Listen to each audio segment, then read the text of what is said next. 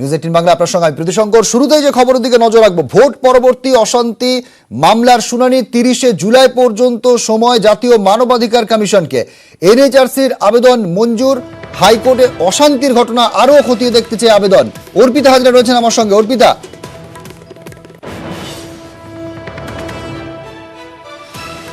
Vote পরবর্তী অশান্তি মামলার শুনানি 30শে জুলাই পর্যন্ত সময় জাতীয় মানবাধিকার কমিশনকে। এনএইচআরসির আবেদন মঞ্জুর হাইকোর্টের।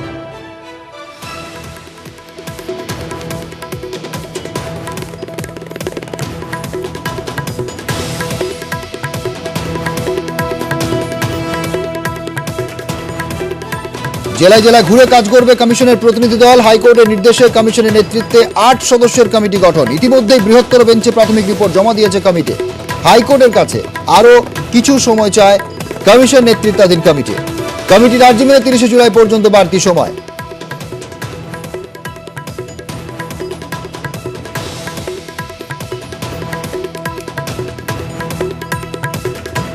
অ্যাসিস্ট্যান্ট কমলিকা সেনগুপ্ত আমার সঙ্গে রয়েছেন। কমলিকা, দেখো, যেটা বৃহত্তর বেঞ্চের তরফ থেকে নির্দেশ দেওয়া হয়েছে, সেই নির্দেশটা হচ্ছে যে 30শে জুলাই অবধি এই যে ফ্যাক্ট ফাইন্ডিং করছিল, অর্থাৎ ন্যাশনাল হিউম্যান রাইটস কমিশনের তরফ থেকে যে ফ্যাক্ট ফাইন্ডিং এর একটা প্রাথমিক রিপোর্ট জমা দেওয়া হয়েছিল এবং তাদের তরফ থেকে একটা আর্জি জানানো হয়েছিল যে তারা যেন আরেকটু সময় পায় এই তদন্ত করার জন্য। আজকে বৃহত্তর বেঞ্চের তরফ থেকে এই নির্দেশ দেওয়া হয়েছে যে এই কেসের জন্য 30 তারিখে অবধি সময় দেওয়া হচ্ছে, অর্থাৎ 30শে জুলাই পর্যন্ত এনএইচআরসি কমিটিকে ভোট পরবর্তী অশান্তি কি ঘটেছে তার ফ্যাক্ট ফাইন্ডিং এর কাজ চালিয়ে যাওয়ার নির্দেশ দেওয়া হয়েছে। এবং আরো একটি বড় বিষয় এর মধ্যেই হয়েছে, সেটা হচ্ছে যাদবপুর থানায় যে ঘটনা ঘটেছিল দুদিন আগে, এনএইচআরসি কমিটি বাধাপ্রাপ্ত হয়েছিল বলে তাদের যে অভিযোগ, সেই অভিযোগের ভিত্তিতে কেন কলকাতা পুলিশের দায়িত্বপ্রাপ্ত আধিকারিকদের বিরুদ্ধে শোকজ হবে না সেটাও রাজ্যকে জানাতে নির্দেশ দিয়েছে। শুধু তাই নয়, এনএইচআরসি কমিটির রিপোর্টের ভিত্তিতে এফআইআর করতে নির্দেশ ও ভোট পরবর্তী অশান্তি ভুক্তভোগী প্রত্যেককে গোপন জবানবন্দি দেওয়ার নির্দেশ দেওয়া হয়েছে সিআরপিসি অনুযায়ী। ভোট পরবর্তী অশান্তি ভুক্তভোগী প্রত্যেকের রেশনের ব্যবস্থাও করবে রাজ্য, এমনও নির্দেশ দেওয়া হয়েছে। রেশন কার্ড হারিয়ে গেলেও রেশনের ব্যবস্থা করতে হবে। এনএইচআরসি কমিটির রিপোর্টের ভিত্তিতে যারা ভোট পরবর্তী অশান্তিতে ভুক্তভোগী তাদের জন্য এই ব্যবস্থা করতে হবে। এবং যেটা জানা যাচ্ছে যে 13ই জুলাই পরবর্তী শুনানি হবে, তবে 30শে জুলাই অবধি এই সময় দেওয়া হচ্ছে যাতে জাতীয় মানবাধিকার কমিশন যে ফ্যাক্ট ফাইন্ডিং এ কাজ করছে সেটা 30 তারিখ অবধি সেই রিপোর্ট জমা দেওয়া হবে। ধন্যবাদ কমলিকা।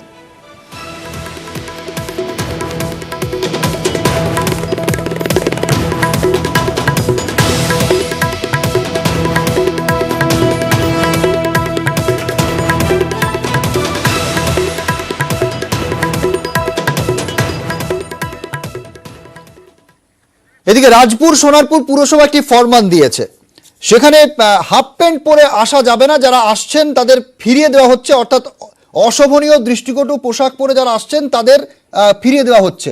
আমি কথা বলবো, প্রতিনিধি রয়েছেন টেলিফোন লাইনে অর্পণ মণ্ডল। অর্পণ, ঠিক কি হয়েছে, কেন এই ফরমান? দেখো, বেশ কয়েকদিন ধরেই পৌরসভার আধিকারিকরা তারা লক্ষ্য করছিলেন যে দিনের পর দিন এই পৌরসভার অফিসে যারা আসছেন, বিশেষ করে পুরুষরা, তারা হাফ প্যান্ট এবং বারমুন্ডা পরেই তারা এই অফিসে আসছেন, যেটা দৃষ্টিকটু এবং অশালীন বলেই তারা মনে করছেন। এবং বেশ কিছু সময় দেখা গিয়েছে যে মহিলা যারা আসেন, বিভিন্ন সময় ওয়ার্ডের মহিলারা তারাও সমস্যা নিয়ে আসেন, তারা অস্বস্তিতে পড়ছে। এরপরেই একটা নির্দেশিকা বলাই ভালো, যে পৌরসভার পক্ষ থেকে একটা নির্দেশিকা দেওয়া হয় যে দৃষ্টিকটু অথবা অশালীন পোশাক পরে তারা সেখানে আসতে পারবেন না। এবং যারা নিরাপত্তা রক্ষীর দায়িত্বে থাকেন তাদেরকে জানানো হয়েছে যারা হাফ প্যান্ট অথবা বারমুন্ডা পরে তারা যারা আসছেন তাদেরকে সরাসরি ফিরিয়ে দেওয়ার জন্য। এবং সেই নিয়েই দেখা গিয়েছে তারপরেই কিছু পক্ষে বিপক্ষে কিছু রায় এসে সাধারণ মানুষ এটাকে সাধারণ আমন্ত্রণ জানিয়েছেন যে সরকারি অফিসে আসতে গেলে যে নির্দেশিকা এবং যা পোশাক পরে আসা দরকার সেটাই করেছে। এবং সেটাকে নিয়েই কিন্তু দেখা গিয়েছে যে সাধারণ মানুষ তারা কিন্তু এইটাকে মেনে নিয়েছেন এবং পৌরসভার পক্ষ থেকে এই নির্দেশিকা জারি থাকবে এবং সেটা কঠোরভাবে মানার জন্য কিন্তু আদেশ দেওয়া হয়েছে। প্রীতিশঙ্কর, ধন্যবাদ অর্পণ। কথা বললাম অর্পণ মণ্ডলের সঙ্গে। অর্থাৎ রাজপুর সোনারপুর পুরসভা যে ফরমান দেওয়া হয়েছে সেই ফরমান নিয়েও রাজনৈতিক জলঘোলা, কারণ বিজেপির তরফে বক্তব্য জানানো হচ্ছে যে এই ধরনের ফরমান কোনো পুরসভা দিতেই পারে না। আমরা একটু দেখব ঠিক কী পরিস্থিতি তৈরি হয়েছিল। একটা আমাদের সমাজটা আস্তে আস্তে খারাপের দিকেই চলে যাচ্ছে, তা পোশাক আশাক একটু মেনে চললে আমাদের অসুবিধাটা কী আছে? আমি ঘরে যা খুশি করতে পারি, কিন্তু আমি একটা কোনো অফিস, কোথাও স্কুল কলেজ যাব, সেখানে আমি যদি সভ্য পোশাক না পরি তাহলে লোকে আমাকে সম্মান করবে। পোশাক আশাকের একটা বিধিনিষেধ থাকেই, সব জায়গায় তো সব পোশাক পরে যাওয়া যায় না। সেই ভেবেচিন্তে যদি মানুষ পরে তাহলে তার সম্মানও থাকবে, আশপাশের সম্মানও থাকবে। আমার ইচ্ছে আমি পড়েছি, মানে আমি অনেকবার ঢুকেছি কোনো পৌরসভা কিংবা আমাকে বলা হয়েছে যে আপনি শর্টস পরে কেন এসেছেন, মানে কেন বুঝতে পারি না শর্টস পরলে প্রবলেমটা কোথায়। শর্টস পরে বাজারে ঘুরছেন, সব জায়গায় ঘুরছেন, অফিসে ঢুকলেই প্রবলেম। হঠাৎ করে এসে সরকারি অফিসে দেখছি আটকে যাচ্ছে, ঢুকতে পারছি না, এখন আবার বাড়ি যেতে হবে, আবার ফুল প্যান্ট পরে আসা, এটাই ঝামেলা। কিন্তু আরও অনেক অশোভন আচরণ করে দেখছি অনেক রাস্তাঘাটে ছাড় পেয়ে যাচ্ছে, এটাই অবাক লাগছে। একটু আগে দিলাম মদের দোকানের পাশে দাঁড়িয়ে চুপি চুপি মদ খাচ্ছে রাস্তার মধ্যে ওপেনলি।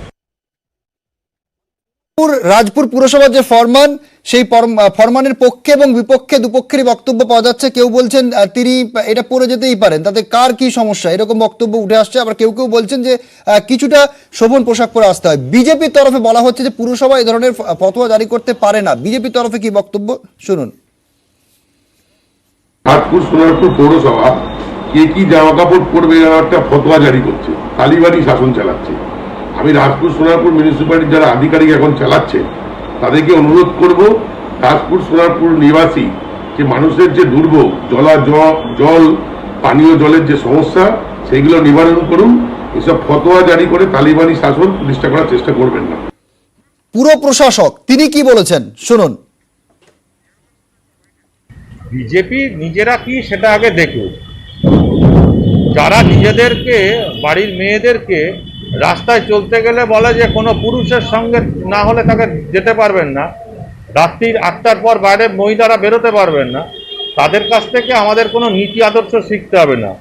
মানুষ সেটা খুব ভালোভাবেই জানে। আমাদের এখানে কোনো ড্রেস কোড করা হয়নি, এটা বলা হয়নি যে এই ড্রেস পরে আসতে হবে, যা খুশি পরে আসতে পারে, কিন্তু সেটা যেন দৃষ্টিকটু হয় না হয়, এটাই বলা হয়েছে। রাজ্যে ভোট পরবর্তী হিংসার অভিযোগ এবং সিট গঠন করে সুপ্রিম কোর্টের নজরদারিতে তদন্তে রাজ্যে কেন্দ্র, রাজ্য এবং নির্বাচন কমিশনকে নোটিশ পাঠিয়েছে সুপ্রিম কোর্ট। আর 4 সপ্তাহের মধ্যে জবাব তলব করা হয়েছে।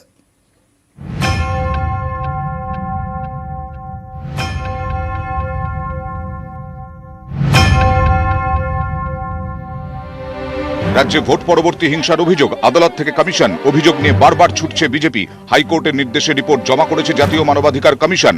আর এর মধ্যেই নতুন মামলা সুপ্রিম কোর্টে, এবার নিরপেক্ষ তদন্তের দাবি। বৃহস্পতিবার বিষ্ণু জৈন নামে এক আইনজীবী মামলা দায়ের করেন শীর্ষ আদালতে। মামলাকারীর আর্জি, বিশেষ তদন্তকারী দল বা সিট গঠন করে ভোট পরবর্তী হিংসার তদন্ত হোক। সুপ্রিম কোর্টের নজরদারি ও নির্দেশে সিট তদন্ত করুক। ক্ষতিপূরণ দিতে কেন্দ্র, রাজ্য সরকারকে নির্দেশ দিক আদালত। অসম বা অন্য কোনো রাজ্যে চলে যাওয়া ঘর ছাড়াদের পুনর্বাসনের ব্যবস্থা হোক। মানুষের মৌলিক অধিকার নিশ্চিত করুক কেন্দ্র, রাজ্য সরকার। প্রয়োজনে রাজ্যে 355, 356 ধারা প্রয়োগের জন্য কেন্দ্রকে নির্দেশ দিক শীর্ষ আদালত। রাজ্যে স্বাভাবিক পরিস্থিতি ফেরাতে কেন্দ্রীয় সরকারকে বাহিনী পাঠানো নির্দেশ দিক শীর্ষ আদালত। বৃহস্পতিবার বিচারপতি বিনীত শরণের বেঞ্চেই মামলা ওঠে। কেন্দ্রীয় সরকার, রাজ্য সরকার ও নির্বাচন কমিশনকে নোটিশ পাঠিয়েছে সুপ্রিম কোর্ট। 4 সপ্তাহের মধ্যে জবাব চেয়েছে শীর্ষ আদালত।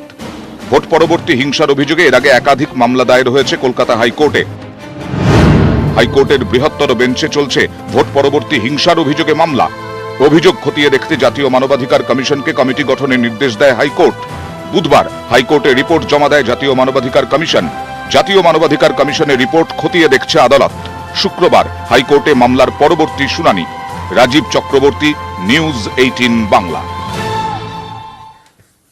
বিভিন্ন জেলা জাতীয় মানবাধিকার কমিশনের প্রতিনিধিরা তারা ঘুরছেন, সেখানে তাদের কাজে, অর্থাৎ তারা যে পুরো বিষয়টি প্রত্যক্ষ করছেন সেই কাজে বাধা দেওয়ার অভিযোগ উঠেছিল, তাদের কাজে বাধা দেওয়ার অভিযোগ উঠেছিল এবং সেই বিষয়টি নিয়ে তারা হাইকোর্টের দ্বারস্থ হয়েছিল, হাইকোর্টকে জানিয়েছিল তারা পুরো বিষয়টি। আমরা জানি যে বিভিন্ন জায়গায় যে ভোট পরবর্তী হিংসার অভিযোগ করা হচ্ছে বিজেপির তরফে, সেই বিষয়টি নিয়ে ইতিমধ্যেই জাতীয় মানবাধিকার কমিশনের প্রতিনিধিরা তারা জেলায় জেলায় মানুষের সঙ্গে কথাবার্তা বলছেন, সেখানে তাদের বাধা দেওয়া হয়েছিল। সেই বিষয়টি নিয়ে হাইকোর্ট যথেষ্ট ভৎসনা করেছে, পুলিশের বিরুদ্ধে কেন ব্যবস্থা নেওয়া হবে না, কেন বাধা দেওয়া হবে জাতীয় মানবাধিকার কমিশনের সদস্যদের, এই প্রশ্ন তোলে হাইকোর্ট। আদালত যথেষ্ট ক্ষুব্ধ, কেন কমিটির সদস্যদের বাধা দেওয়া হয়েছে, যেখানে জেলায় জেলায় প্রতিনিধিরা ঘুরছেন, তারা দেখছেন, মানুষের সঙ্গে কথা বলে কি পরিস্থিতি জানার চেষ্টা করছেন, সেখানে কেন তাদের বাধা দেওয়া হবে এই প্রশ্ন তুলেছে হাইকোর্ট। কলকাতা পুলিশের আধিকারিকদের শোকজ নয় কেন, পুলিশের বিরুদ্ধে কেন ব্যবস্থা নেওয়া হবে না, প্রশ্ন হাইকোর্টের। এনএইচআরসির কমিটিকে বাধা, অর্থাৎ জাতীয় মানবাধিকার কমিশনের সদস্যরা তারা যখন জেলায় জেলায় ঘুরে মানুষের সঙ্গে কথাবার্তা বলছেন, সেখানে কেন তাদের বাধা দেওয়া হচ্ছে এই প্রশ্ন তোলা হাইকোর্ট। তীর্থঙ্কর চক্রবর্তী রয়েছেন আমার সঙ্গে। তীর্থঙ্কর, হাইকোর্টের ঠিক কি পর্যবেক্ষণ, কি প্রশ্ন তুলছে হাইকোর্ট? দেখো প্রীতি, তুমি জানো যে জাতীয় মানবাধিকার কমিশনের নেতৃত্বাধীন একটি দল তারা রাজ্যে এসছেন ভোট পরবর্তী হিংসা বিষয়ে তদন্ত করতে দেখতে। সেই একটি দল মঙ্গলবার দিন যাদবপুর এলাকায় তদন্ত করতে গিয়েছিল, সেখানে তারা বাধার সম্মুখীন হয় বলে অভিযোগ করেছে সেই দলের প্রতিনিধিরা। এই বিষয়টি আইনজীবী প্রিয়াঙ্কা তিব্রেওয়াল বৃহত্তর বেঞ্চের সামনে আনেন। সেই বিষয়টি উল্লেখ করে বৃহত্তর বেঞ্চ জানতে চেয়েছে রাজ্যের কাছে যে সংশ্লিষ্ট পুলিশ আধিকারিক যারা এই দলটির সঙ্গে ছিল তাদের বিরুদ্ধে কেন শোকজ করা হবে না, দায়িত্ব গাফিলতির জন্য তাদের বিরুদ্ধে শোকজ কেন করা হবে না, সেটি বৃহত্তর বেঞ্চ জানতে চেয়েছে। ধন্যবাদ তীর্থঙ্কর। কথা বলছিলাম তীর্থঙ্কর চক্রবর্তীর সঙ্গে। জাতীয় মানবাধিকার কমিশনের প্রতিনিধিরা তারা ঘুরছেন জেলায় জেলায়, সেখানে তাদের বাধা দেওয়ার অভিযোগ উঠেছিল। সেই বিষয় নিয়ে হাইকোর্ট জানিয়েছে যে পুলিশ আধিকারিকদের বিরুদ্ধে কেন ব্যবস্থা নেওয়া হবে না।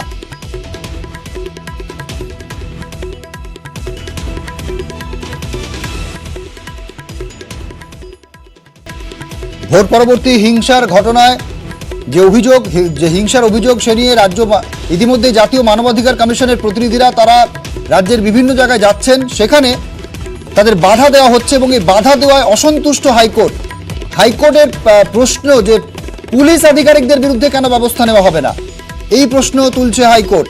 কেন বাধা দেওয়া হচ্ছে এই প্রশ্ন তুলেছে ক্ষুব্ধ আদালত। তীর্থঙ্কর চক্রবর্তী রয়েছেন, জানিয়ে রাখি আরো একবার জাতীয় মানবাধিকার অর্ণব হাজরা আমার সঙ্গে রয়েছেন। অর্ণব, ঠিক কি প্রশ্ন তুলল হাইকোর্ট? দেখো, হাইকোর্টের বৃহত্তর বেঞ্চ ভারপ্রাপ্ত প্রধান বিচারপতি রাজেশ বিন্দাল ছাড়াও আরো 4 জন বিচারপতি কলকাতা রয়েছেন এই বেঞ্চে। বেঞ্চ নির্দেশ জারি করলো এবং অন্তর্বর্তী নির্দেশ জারি করলো ভোট পরবর্তী অশান্তি দোষরা নিয়ে ফল প্রকাশের পর এদের যে যা যা ঘটেছে এবং সেই সংক্রান্ত ইতিমধ্যেই জাতীয় মানবাধিকার কমিশন চেয়ারপারসন নিযুক্ত 7 সদস্যের যে কমিটি কিছুদিন আগে 2 দিন আগে রিপোর্ট সামনে নিয়ে এসেছিল আদালতের সামনে, সেই রিপোর্ট প্রতি পদে পদে পড়া এবং সেগুলি খতিয়ে দেখার পর 7 দফা নির্দেশ জারি করল কলকাতা হাইকোর্টের বৃহত্তর বেঞ্চ। ভোট পরবর্তী অশান্তিতে লাগাম টানা এবং একই সঙ্গে পদক্ষেপ, এই দুটিই রয়েছে এই নির্দেশে। প্রথমত, এখনো পর্যন্ত এই জাতীয় মানবাধিকার কমিশনের কাছে যত অভিযোগ পৌঁছেছে, এছাড়াও একাধিক যে কমিশন কাজ করেছে এই ভোট পরবর্তী অশান্তি নিয়ে, এখানে যাবতীয় যে সমস্ত অভিযোগ করেছে প্রত্যেক অভিযোগে এফআইআর করতে হবে, এটা আদালতের নির্দেশ 1। এই নির্দেশের সঙ্গে বলা হয়েছে ভোট পরবর্তী অশান্তি নিয়ে যে কমিটি অর্থাৎ জাতীয় মানবাধিকার কমিশনের যে রিপোর্ট এসছে, যে রিপোর্টে যারা ভুক্তভোগী বলা হয়েছিল প্রায় 168টি বাড়ি বা বিভিন্ন জায়গা তারা পরিদর্শন করেছে, যাদের যাদের নাম উঠে এসছে ভুক্তভোগী তালিকায় তাদের প্রত্যেককে গোপন জবানবন্দি নিতে হবে, অর্থাৎ সিআরপিসি বা ফৌজদারি কার্যবিধির 164 ধারা মেনে। 2, প্রত্যেককে যারা আহত হয়েছেন বা এখনো পর্যন্ত ভর্তি রয়েছেন তাদের প্রত্যেককে চিকিৎসার বন্দোবস্ত করতে হবে রাজ্য সরকারকে। 3, যারা ভুক্তভোগী হয়েছে এই ভোট পরবর্তী অশান্তিতে তাদের প্রত্যেকের রেশনের দায়িত্ব নিতে হবে রাজ্য সরকারকে। কোনো ভোট পরবর্তী অশান্তিতে ভুক্তভোগী যারা, তাদের যদি রেশন কার্ড হারিয়ে গিয়ে থাকে তাহলেও তাদের রেশনের ব্যবস্থা করবে রাজ্য সরকার। 4, অত্যন্ত গুরুত্বপূর্ণ, আমাদের রাজ্যে বলা হয়ে থাকে, অন্তত এই রিপোর্টেও আমরা যেটা সূত্র জানতে পারছি যে 2রা মে ফল প্রকাশের পর রাজ্যে প্রথম ভোটের পরবর্তী অশান্তির বলি হয় কলকাতায় ঠাকুরগাছিতে এবং সেখানে বিজেপির নেতা অভিজিৎ সরকারের মৃত্যু হয়। এই ঘটনার তার দেহ এখনো পর্যন্ত এনআরএস হাসপাতালের মর্গে রয়েছে। এই ঘটনায় প্রথম ময়নাতদন্তে অখুশি ছিল পরিবার এবং পরিজনরা। ইতিমধ্যে সুপ্রিম কোর্টে একটা মামলা হয়েছিল। এই যাদবপুরে যে বাধা দেওয়ার বিষয়টি উঠেছিল সে প্রসঙ্গে হাইকোর্টের কি নির্দেশ? দেখো, একেবারে ভারপ্রাপ্ত প্রধান বিচারপতি সহ বৃহত্তর বেঞ্চ এই বিষয়টা মনে করছে যে এই কমিটিকে কাজে বাধা দেওয়া হয়েছে এবং যে অভিযোগ কমিশনে করেছে তাদের বাধাদান করা হয়েছে এবং সেখানে দায়িত্বে ছিলেন জাতীয় মাইনরিটি কমিশনারের ভাইস চেয়ারপারসন এবং তিনি পুলিশ বা প্রশাসনের কোনো সাহায্য পাননি এমনটা রিপোর্টে উঠে এসছে। এই জায়গাতে যে অফিসার দায়িত্বে ছিলেন এই অফিসারের বিরুদ্ধে কেন হাইকোর্টের নির্দেশ অর্থাৎ আদালত অবমাননার প্রক্রিয়া শুরু হবে না সেই মর্মে শোকজ করা হলো। যদিও দুজন আধিকারিকের নাম চেয়েছিলেন, একজন সিভিল এবং একজন আইপিএস থেকে, যদিও রাজ্যের অ্যাডভোকেট জেনারেল জানান যে এক্ষেত্রে যিনি ডেপুটি কমিশনার ওই জায়গার দায়িত্বে রয়েছেন তিনি রশিদ মুনির খান আইপিএস অফিসার, তিনি ডেপুটি ম্যাজিস্ট্রেটের দায়িত্ব সামলান। শেষমেশ এই একজন আইপিএস অফিসার বা রশিদ মুনির খান যিনি দায়িত্বপ্রাপ্ত আধিকারিক ছিলেন তাকে শোকজ করলো কলকাতা হাইকোর্ট এবং তার কাছ থেকে এই উত্তর চাওয়া হলো যে কলকাতা হাইকোর্টের নির্দেশে এই কমিটি তারা ভোট পরবর্তী অশান্তি জরিপ করতে বিভিন্ন জায়গায় যাচ্ছে। যাদবপুরে যখন তারা যায় সেই জায়গায় যে বাধা তাদেরকে দেওয়া হয়েছিল, কেন পুলিশ বা প্রশাসনের তরফে কোনো তাদের সাহায্য করা হয়নি, কেন বাধাপ্রাপ্ত ভাবে ঘটনা ঘটলো এবং এটা কার্যত হাইকোর্টের নির্দেশ অবমাননার শামিল।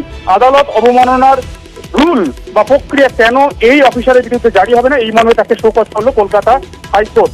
এবং তোমায় জানিয়ে রাখি সেটা মেয়াদ ছিল 30শে জুন পর্যন্ত। সেই মেয়াদটা জাতীয় মানবাধিকার কমিশনের যে কমিটি সেটা বাড়ানো হলো 13ই জুলাই পর্যন্ত। 13ই জুলাই পরবর্তী আরো যদি পরবর্তী কোনো রিপোর্ট আসে সেটা এই কমিটি হাইকোর্টে পেশ করবে এবং এই এই নির্দেশগুলি কার্যকর হবে। এটা 13 তারিখই মামলাটি বৃহত্তর বেঞ্চ কলকাতা হাইকোর্টের ফের শুনানির জন্য আসবে। তবে দুটো তোমায় ইনফরমেশন দেবো।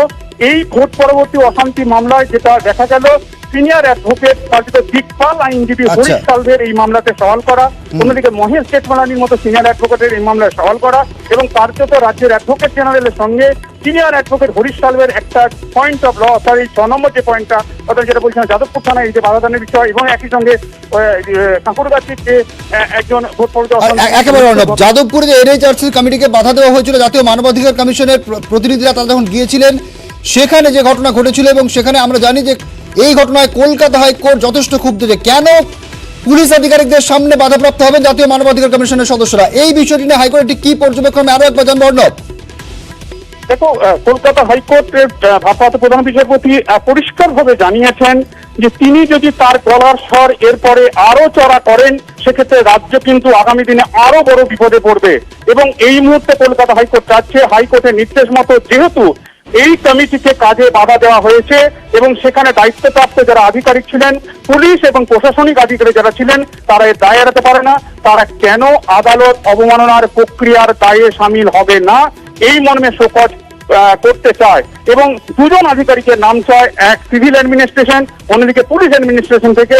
যদিও রাজ্যের অ্যাডভোকেট জেনারেল এই বিষয়টি খুব কম সময়ের মধ্যে ইনস্ট্রাকশন নেওয়ার পর জানান যে ওখানে দায়িত্বপ্রাপ্ত ডেপুটি কমিশনার যিনি ছিলেন আইপিএস অফিসার রশিদ মুনির খান তিনি আধিকারিক দায়িত্বে একমাত্র ছিলেন, এখানে সিভিল অ্যাডমিনিস্ট্রেশনে কেউ ছিল না। শেষমেশ এই একজন আধিকারিকই কলকাতা হাইকোর্ট নির্দেশ দিল তাকে শোকজ করা হলো, কেন তার বিরুদ্ধে আদালত অবমাননার নির্দেশ জারি হবে না এই মর্মে তাকে উত্তর দিতে হবে। অর্থাৎ আদালতের নির্দেশে এই কমিটি কাজ করতে গিয়েছিল, তারা কাজ করতে যাচ্ছেন সেখানে সমস্যায় পড়েছিল, পুলিশ সেখানে দাঁড়িয়েছিল, আমাদের সংবাদ মাধ্যমে অর্থাৎ নিউজ 18 সেই ছবি আমরা দেখিয়েছি, সেখানে পুলিশ থাকা অবস্থাতে কাজ করতে পারেনি বলে এনএইচআরসি অর্থাৎ জাতীয় মানবাধিকার কমিশন তারাও এই আদালতে অভিযোগ করেছে। এই অভিযোগ পাওয়ার পরই কিন্তু কার্যত অগ্নিশর্মা হয়ে ওঠেন ভারপ্রাপ্ত প্রধান বিচারপতি সহ আরো 4 জন বিচারপতি এবং এই মর্মে একটা কড়া বার্তা তারা দিতে চেয়েছেন কমিটির কাজে বাধা কোনোভাবে তারা বরদাস্ত করবে না এবং যিনি দায়িত্বপ্রাপ্ত আধিকারিক তাকে শোকজ করা হয়েছে, শোকজের নির্দেশ দেওয়া হয়েছে এবং তাকে 13 তারিখে এই মামলাটি পরের শুনানির জন্য আসবে।